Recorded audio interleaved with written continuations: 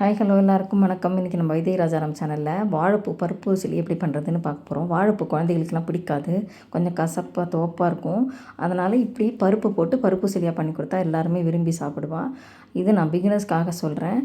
இந்த வாழைப்பூ எப்படி க்ளீன் பண்ணுறதுன்னு பிகினர்ஸ்க்கு யாருக்குமே தெரியாது. அதனால் நான் இப்போது இதை பண்ணி காமிக்கிறேன். இது ஒரு 2 நாள் ஆகிடுத்து வாங்கியனால கொஞ்சம் மேலெல்லாம் வாடி போயிருக்கு.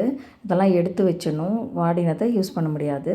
அதுக்கப்புறம் கொஞ்சம் இந்த மடலை எடுத்துட்டேன்னா உள்ளே ஃப்ரெஷ்ஷான பூ இருக்குது. இப்போ இதை எடுத்து நம்ம லைட்டாக ரப் பண்ணோன்னாக்க மேலே அந்த சாஃப்டான போர்ஷன்லலாம் ரப் பண்ணிட்டோன்னாக்க நம்ம உள்ளுக்குள்ளே அந்த ஸ்டீமன் இருக்கும், அதை எடுத்துடணும். ஏன்னா அது நமக்கு வேகாது, டைஜஸ்ட் ஆகாது. அதனால் அதை பார்த்து ஒவ்வொன்றையும் பொறுமையாக எடுக்கணும். இப்போ கடையில் க்ளீன் பண்ணதே கிடைக்கிறது, அதையும் நீங்கள் வாங்கி யூஸ் பண்ணலாம். ஆனால் இப்போ சப்போஸ் இப்படி வாங்கிட்டேன்னா இந்த மாதிரி க்ளீன் பண்ணிக்கோங்க.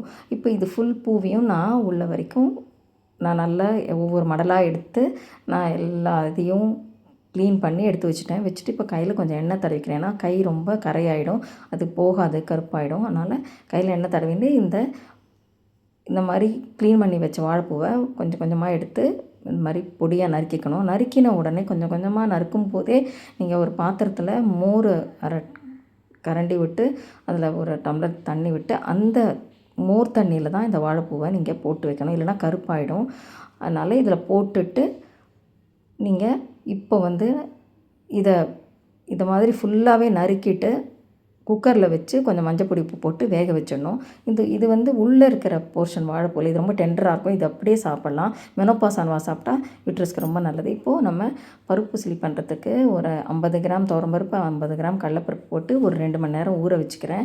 ஊற வச்சுட்டு இப்போது இந்த வாழைப்பூவை குக்கரில் வச்சு வேக வச்சுக்க போகிறேன். வச்சுட்டு இந்த பருப்பை நல்லா 4 காஞ்ச மிளகா, ஒரு அரை டீஸ்பூன் உப்பு, அதுக்கப்புறம் மஞ்சப்பொடி போட்டு இந்த மாதிரி கொரகொரப்பாக அரைச்சி இட்லி தட்டில் வச்சு இட்லி மாதிரி பண்ணிவிட்டு ஸ்டீம் பண்ணிவிட்டு அதை இப்படி உதுத்து வச்சுக்கணும். உதுத்துட்டு அடுப்பில் வாணலி வச்சு ஒரு 2 டேபிள் ஸ்பூன் எண்ணெய் விட்டுக்கிறேன். எண்ணெய் விட்டுட்டு ஒரு அரை டீஸ்பூன் கடுகு போட்டுட்டு அதுக்கப்புறம் பெருங்காயம் போட்டுட்டு இப்போ அந்த உதுத்து வச்சோம் இல்லையா அந்த வாழைப்பூ பருப்பு சிலி பருப்பை நல்லா ஸ்டீம் பண்ணிவிட்டு ஊற்றி வச்சுருக்கோம்.